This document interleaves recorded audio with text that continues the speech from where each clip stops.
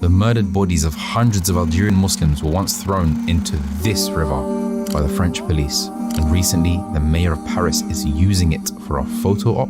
Anne Hidalgo took a swim in the River Seine to prove the waters are clean enough to host open swimming events during the Olympic Games. But as the Olympics wrapped up, stories about the pollution of the river hit the news. It's ironic because it's not just pollution that dirties the river, it's blood. The blood of Algerians.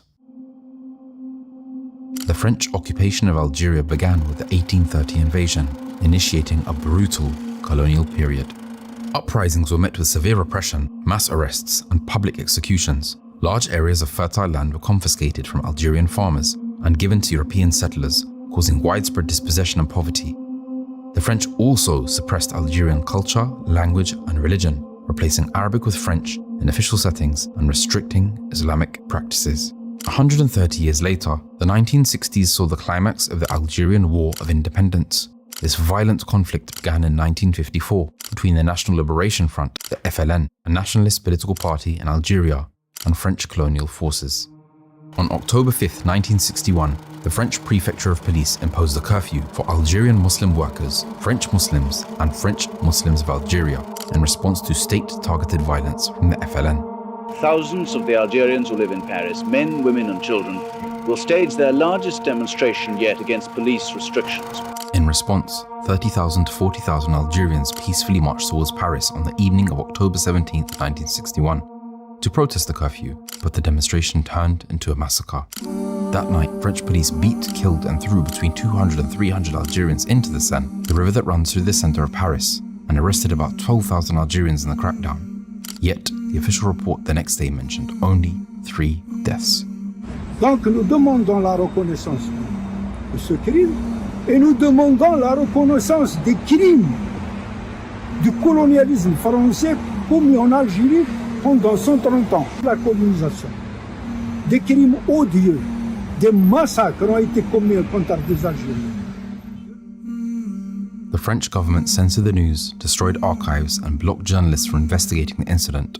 It wasn't until 2012, 51 years later, that French president even acknowledged that this tragedy had happened.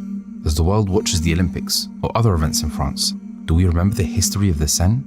The swimming may seem unrelated, but it connects to a deeper historical wound that remains unhealed. Pour moi, effectivement, une stèle, ça m'est égal, mais l'essentiel qu'on manifeste à chaque fois, chaque 17 octobre, voilà, on doit être sur les lieux pour rendre hommage à ces victimes, à ces martyrs pour l'indépendance algérienne. To this day, no one has been prosecuted for the killings, as they fell under the general amnesty for crimes committed during the Algerian War. Today, we observe Algeria as an independent nation, free from France's persecution of Muslims, but the repercussions of colonial crime are still embedded deep inside Algerian society. Le quotidien, notre quotidien, c'était comme ça, la découverte de cadavres, soit ceux qui étaient pendus dans les bois de Vincennes, dans le bois de Boulogne, soit des cadavres qu'on trouvait comme ça, par hasard. C'est pour ça que le nombre, nous ne le saurons jamais. Jamais on saura un nombre exact. Colonization, heinous crimes, and massacres. Does this sound familiar?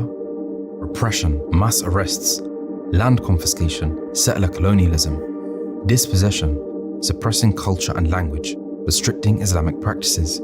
The overbearing injustice is something we're seeing today in Palestine, and it raises the question: how many in Gaza will never see justice? Perhaps we won't live to witness this, and even if the idea falls, would that be enough to account for the genocide of over 186,000 Palestinian men, women, and children? You see, true justice may elude us in this world, but Allah is Al-Adil, the most just, and He commands us to resist injustice with everything that we have, our hands, tongues, and hearts. Those whose blood spilled in the waters of the Seine and in the streets of Gaza remind us exactly what we strive for: justice in this life and in the next.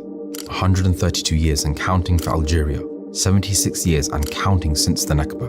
The struggle for justice has no expiration date, and as long as injustice exists, we will resist. ونضع الموازين الْقِسْطَ لِيَوْمِ الْقِيَامَةِ فَلَا تُظْلَمُ نَفْسٌ شَيْئًا وَإِن كَانَ مِثْقَالَ حَبَّةٍ مِّنْ خَرْدَلٍ أَتَيْنَا بِهَا وَكَفَىٰ بِنَا حَاسِبِينَ